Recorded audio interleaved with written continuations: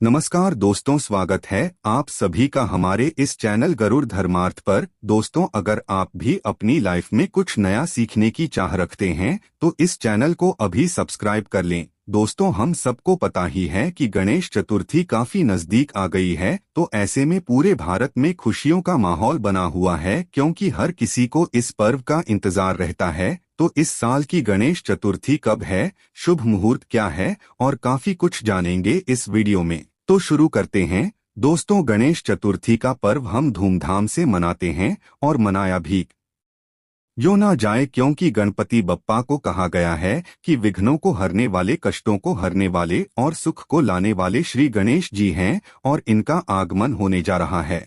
इनका आगमन भक्तों के लिए अति उत्तम, अति शुभ होता है। ऐसी मान्यता है में कि यदि घर में किसी प्रकार की समस्या है या फिर किसी मनोकामना की पूर्ति के लिए आप गणेश स्थापना करते हैं, पूजन करते हैं, तो निश्चित रूप से वो कामना गणेश जी पूर्ण करते हैं। शास्त्रों की मान्यता ऐसी है कि भाद्रपद की चतुर्थी को गणेश जी को लाया जाता है और अनंत चतुर्दशी को इनका विसर्जन किया जाता है। इस बीच की तिथियों में गणेश जी की पूजा आराधना बड़ी धूमधाम से की जाती है। इनको दूर्वा अर्पित की जाती है, मोदक आदि का भोग लगाया जाता, दोनों समय की खास पूजा आरती की जाती है और अंत में अनंत चतुर्दशी के दिन इनका विसर्जन किया जाता है।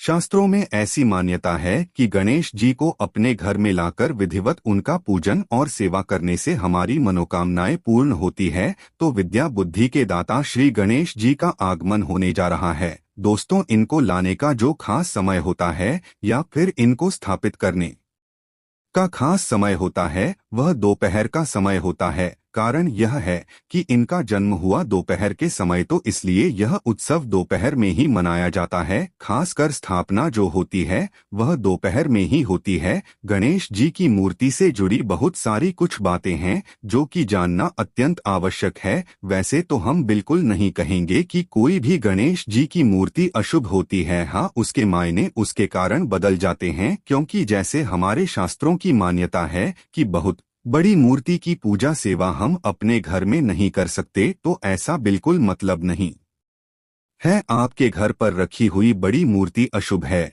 हाँ, अशुभ इसलिए है कि आपने उसके बराबर उसकी सेवा पूजा नहीं की। तो आगे बढ़ने से पहले आपसे रिक्वेस्ट करते हैं कि यदि आप भी अपने जीवन में भगवान गणेश की कृपा पाना चाहते हैं तो इस वीडियो को लाइक करके कमेंट में जय श्री गणेश लिखना ना भूलिएगा। दोस्तों, वैसे गणेश जी की मूर्ति में भी कुछ बातें ध्यान रखनी चाहिए। यदि आप गणेश जी की मूर्ति को लाने जा रहे हैं तो एक चीज का ध्यान रखें कि मूर्ति किस चीज की ला रहे, यह भी आपकी कामनाओं के ऊपर आधारित है। सबसे शुभ जो मूर्ति होती है, श्रेष्ठ मूर्ति होती है, वह सफेद आग की झड़ से जो गणेश जी निकलते हैं, जिन्हें श्वेता गणेश बोला जाता है, वह मूर्ति सबसे शुभ होती है। तो यदि इस प्रकार के गणेश जी को आप अपने घर में लाते हैं तो रिद्धि सिद्धि, लक्ष्मी या फिर किसी भी कामना के लिए आप लेकर आए, यह मूर्ति बहुत ज्यादा श्रेष्ठ होती है। लेकिन यह मूर्ति बहुत कम प्राप्त होती है, क्योंकि जब आग का पौधा काफी पुरानाता है तब उसकी जड़ से गणेश जी की आकृति निकलती है और यह आकृति काफी शुभ होती है। कहा जाता है कि धन के स्थान पर यदि इनको स्थापित कर दिया जाए तो जीवन में चाहे कितनी भी पीढ़ी दर पीढ़ी आपकी जो संतानें हैं वह बढ़ती चली जाए, लेकिन उनको धन की कमी कभी नहीं होती है। तो खैर चलिए, यह गणेश जी तो नहीं मिलेंगे, यदि मिले तो अवश्य लाइए। और आपको एक चीज ध्यान रखनी है, यदि आप अपने घर में पूजा प्रार्थना के लिए गणेश जी की स्थापना करना चाहते हैं, इनको रखना है, लाना चाहते हैं, तो आप सदैव बैठी हुई प्रतिमाएं ही लाएं, क्योंकि शास्त्रों में कहा गया है कि बैठे हुए गणेश की पूजा आराधना घर में करने से लक्ष्मी की कृपा होती है, कामनाओं की पूर्ति होती है। तो यदि घर में आप गणेश जी को लाने की सोच रहे हैं या फिर लाने वाले हैं तो बैठी हुई प्रतिमा का ही चयन करें। अगली चीज है कि गणेश जी की प्रतिमा लाते समय घर के लिए लाएं या फिर के लिए लाएं, उसमें फर्क हो सकता है। आपको बताना चाहेंगे कि यदि आप अपने दुकान या फिर अपने प्रतिष्ठान में लाकर के इनका पूजन आराधना करके विसर्जन करना चाहते हैं तो ऐसे में आप खड़े गणेश की प्रतिमा भी ला सकते हैं। कहा जाता है कि इससे व्यापार दिन दुगनी रात चौगुनी पड़ता है। यदि कोई कला वर्ग के विद्यार्थी हैं यानी कि नृत्य गायन इत्यादि के, तो वे खड़े गणेश जी की प्रतिमा लाकर पूजन विसर्जन कर सकते हैं। बस घर में जो आपको प्रतिमा लानी है वह बैठे हुए गणेश की प्रतिमा लानी है। यह ध्यान रखें, प्रतिमा लाते समय एक चीज का ध्यान आपको और रखना है, घर में प्रतिमा लाते समय आपको वाममुखी गणेश जी ही लाने हैं। वाममुखी का अर्थ हुआ बाएं की तरफ मुड़ी हुई सूंड वाले गणेश की प्रतिमा, ये घर के लिए ज्यादा शुभ होती है। अब दाहिनी तरफ जब मूर्ति की सूंड होती है, उस मूर्ति के लिए पूजा और सेवा की अधिक आवश्यकता होती है। इसलिए कहा जाता है कि गणेश जी की प्रतिमा सदैव वाममुखी होनी चाहिए, यानी बाईं तरफ। सूंड जिनकी घूमी हुई हो वही गणेश शुभ होते हैं हमारे घर के लिए, अन्यथा जो दाईं तरफ सूंड वाले गणेश होते हैं वह जल्दी रुष्ट होते हैं। यदि हमसे कोई भूल जाए तो रुष्ट होते हैं। अभी इसका अर्थ आप ये बिल्कुल ना समझे कि गणेश की प्रतिमा किसी के लिए कल्याणकारी नहीं होती है। ठीक वही बात जो कि हमने आपको उदाहरण से समझाई कि बड़ी मूर्ति भी श्रेष्ठ होती है, लेकिन हम घर में नहीं रख सकते क्योंकि हम उनकी उचित पूजा सेवा आराधना नहीं कर सकते। उसी तरह जो दाएं तरफ सूंड वाले गणेश जी होते हैं उनको अत्यधिक सेवा प्रार्थना की जरूरत होती है, जो कि हमसे नहीं हो पाती है। तो इसलिए एक नियम बनाया गया है कि गृहस्थ धर्मियों के लिए हमको गणेश व मुखी जी घर में लाने चाहिए, पूजन करना चाहिए, विसर्जन करना चाहिए। जैसा कि आप सभी जानते हैं कि प्लास्टर ऑफ पेरिस की मूर्तियां उतनी श्रेष्ठ नहीं होती है, और यदि आप मिट्टी के गणेश जी लाते हैं, पूजन करते हैं, विसर्जन करते हैं, तो ये ज्यादा श्रेष्ठ होता है। यदि आपको इस तरह की गणेश की प्रतिमा मिले तो अधिक श्रेष्ठ है। अब बात करते हैं रंग कि किस रंग के गणेश जी की प्रतिमा लाना आपको बहुत शुभ होगा। तो देखिए, केसरिया रंग के गणेश की प्रतिमा लाते हैं तो सर्व सुखदायक केसरिया रंग के गणेश होते हैं। दूसरी चीज, हरे रंग के गणेश की प्रतिमा भी रखी जाती है। अलग अलग कामनाओं के लिए अलग अलग तरह के गणेश की प्रतिमा रखी जाती है। यदि आप संतान प्राप्ति के लिए गणेश जी की प्रतिमा लाना चाहते हैं, उनका पूजन विसर्जन करना चाहते हैं, तो गणेश जी का जो बाल रूप है वैसे ही प्रतिमा ला करके पूजन कर अनंत चतुर्दशी के दिन इनकी विदाई करें, इनका जल में विसर्जन करें। इस बात का ध्यान रखें। और यदि आप घर में मूर्ति रखना चाहते हैं तो बहुत छोटी सी 3 छोटी मूर्ति घर में ला करके घर के मंदिर में स्थापित कर सकते हैं, तो आप ऐसा ही करें। अब बात करेंगे स्थापना की। आपको एक चीज और बता दें कि कई लोगों के प्रश्न आते हैं कि गणेश जी की प्रतिमा 18 तारीख को हम ला सकते हैं या फिर 19 तारीख को लाएं, किस दिन लाना शुभ होगा? तो देखिए, गणेश जी को गणेश चतुर्थी के दिन लाना ही शुभ होगा, जो कि 19 तारीख को है। 18 तारीख को हरतालिका तीज जैसे समाप्त होगी। 19 तारीख को गणेश जी को ला सकते हैं। गणेश स्थापना का जो सबसे शुभ मुहूर्त है वह 11 बजे से प्रारंभ होकर दोपहर 1:28 तक है। इस बीच आप गणेश जी की प्रतिमा लाकर उनकी स्थापना कर सकते हैं। गणेश जी की स्थापना की बड़ी साधारण सी विधि है। सबसे पहले तो आप मंदिर के बाहर बैठ जाएं। मंदिर में तो बहुत सारी मूर्तियां होती हैं, लेकिन आपको मंदिर के जो देवता हैं उनसे अलग रख कर के यदि आपने चौकी लगाई तो यह ज्यादा श्रेष्ठ माना जाता है, क्योंकि आपने अलग कोई बड़ा अनुष्ठान किया है। इसलिए आपको अलग से लाल रंग का कपड़ा इसी चौकी पर बिछा कर के उस पर आपने जो नई मूर्ति प्रतिमा लाई है या फिर आपके घर में जो पड़ी हुई प्रतिमा है, आप उनको भी बहुत अच्छी तरह से साफ करके, यदि धातु की प्रतिमा है तो स्नान वगैरह कराएं, और यदि फोटो है तो भी आप उसकी स्थापना कर सकते हैं। घर में पड़ी हुई मूर्ति की भी आप स्थापना पूजा कर सकते हैं, और नई मूर्ति लाते हैं तो भी आप उनकी पूजा स्थापना अवश्य करें। और कलश जरूर रखना है। कलश आप सभी जानते है, कलश में ही हम देवताओं का आवाहन करते हैं। तो कलश रखने की विधि इस प्रकार है कि नीचे चावल का अष्टदल कमल बना ले, या फिर यदि आपके घर में बहुत चूहे हैं तो चावल का ना बनाकर आप थोड़ा सा रोली और हल्दी मिलाकर के बना ले, और बना ले स्वास्तिक बना ले। उसके ऊपर कलश रखे, कलश में एक सिक्का डाल दे, हल्दी डाल दे, सुपारी डाल दे, और थोड़ी सी दूर्वा, क्योंकि यह पूजा हम गणपति की करने वाले हैं। दूर्वा जहाँ होती है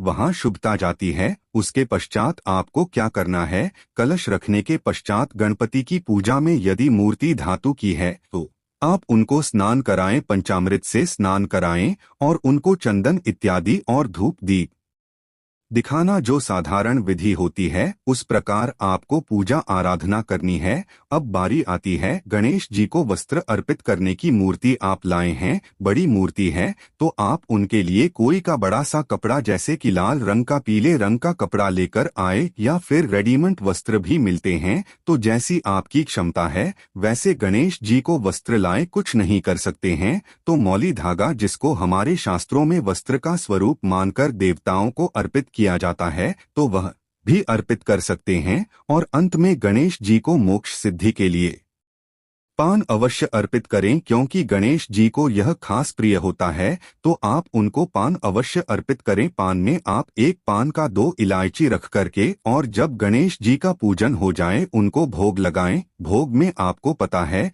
गणेश जी को लड्डू, मोदक इत्यादि बहुत पसंद है। आप घर में खास प्रिय व्यंजन बनाकर के भी इनको भोग लगा सकते हैं। पूरे दिन यदि आप घर में व्यंजन बनाकर भोग लगाते हैं तो वह बहुत शुभ होगा। पूरे दिन का अर्थ यह बिल्कुल नहीं है। जितने दिन गणेश जी की स्थापना होती है आपको उतने दिन के लिए ही गणेश जी को लाना है। आप 1 दिन के लिए भी सकते हैं, 3 दिन के लिए, 3.25 दिन के लिए, 5 दिन के लिए, 5.25 दिन के लिए भी गणेश जी को ला सकते हैं, और 1 दिन के लिए भी आप गणेश जी की पूजा कर विसर्जन कर सकते हैं। इनकी यदि छोटी मूर्ति है तो आप घर में भी इन्हें रख सकते हैं, तो बस 1 दिन के लिए भी आप यह कर सकते हैं। जितनी भी आपकी इच्छा हो और पूर्ण विधि विधान से करना चाहते हैं तो अनंत चतुर्दशी के दिन गणेश जी का विसर्जन होगा। तो आपको एक बार फिर से बता दें कि गणेश जी का जो स्थापना का समय है 11 बजे से प्रारंभ होकर दोपहर 1:28 तक है। इस समय में आप कभी भी गणेश जी की स्थापना करें, इससे पूर्व ना करें, क्योंकि गणेश चतुर्थी की जो स्थापना पूजा होती है वह दोपहर में होती है, क्योंकि गणेश जी का जन्म दोपहर में हुआ था,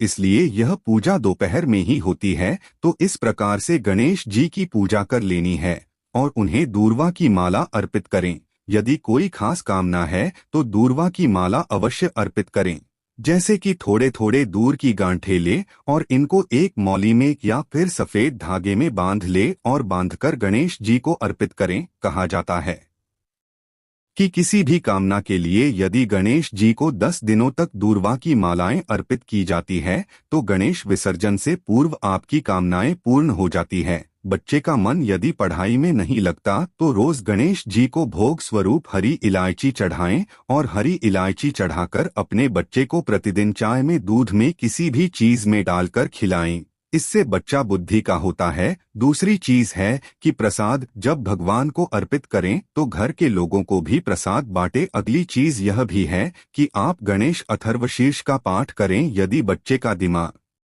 पढ़ाई में कम लगता है, इधर उधर ज्यादा लगता है, तो ऐसे बच्चे से गणेश अथर्वशीर्ष का पाठ कराएं। नहीं करा सकते तो घर में सुबह सुबह गणेश जी के मंत्र, गणेश जी की आरती, गणेश अथर्वशीर्ष इत्यादि मोबाइल में या किसी चीज में चलाकर छोड़ दे। पूरे परिवार में एक भक्ति माहौल 10 दिनों तक बना रहना चाहिए, और आप यह नहीं कर सकते हैं तो कम से कम 1 दिन तो आपको इसका पालन करना ही चाहिए। अगली चीज बता दें कि आपको गणेश जी की पूजा कर विसर्जन करने से पूर्व एक चीज और करनी है कि आपको ढेर सारी इलायची अर्पित करनी है। यदि आपके कोई कार्य नहीं बन रहे हैं तो आपको कम से कम 21-51 इतनी इलायची गणेश जी को अर्पित करके अपने पास रख लेनी चाहिए। जब आप किसी जरूरी काम के लिए जाते हैं तो इस इलायची को अपने पर्स में ढाल लें। और का मन पढ़ाई में नहीं लगता है या फिर कभी कभी बच्चे हमारा कहना नहीं मानते, तो ऐसी स्थिति में उसी इलायची को बच्चे को प्रतिदिन खाने को दें।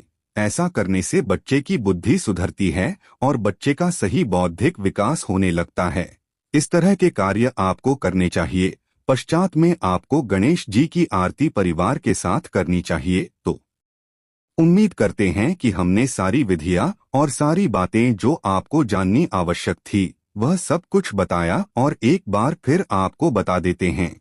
चतुर्थी का पर्व इस वर्ष 19 तारीख को मनाया जाएगा, 19 सितंबर को। और एक महत्वपूर्ण चीज आपको बता दे कि गणेश चतुर्थी को चांद बिल्कुल भी नहीं देखा जाता। इस बात का ध्यान रखें। चांद क्यों नहीं देखा जाता है? चांद इसलिए नहीं देखा जाता है क्योंकि मान्यता है कि आज के दिन सभी देवी देवता गणेश जी को बहुत सारे भोग प्रसाद व्यंजन खिलाते हैं। इससे गणेश जी का पेट काफी फूल गया और गणेश जी को चलने में परेशानी हो रही थी और यह देखकर कि गणेश जी का उपहास उड़ाया जाने पर माता पार्वती अत्यंत क्रोधित हो गई और उन्होंने चंद्रमा को श्राप दिया कि आज के दिन तुम्हारा दर्शन करने पर मानव पर कलंक लगेगा। और आप तो जानते ही हैं इस कलंक से श्री कृष्ण भी नहीं बचे थे, इसलिए इस दिन चंद्र दर्शन से बचे, चांद के दर्शन से बिल्कुल बचे। किसी भी स्थिति में इस दिन चांद के दर्शन हो जाए तो निश्चित रूप से कलंक लगता है।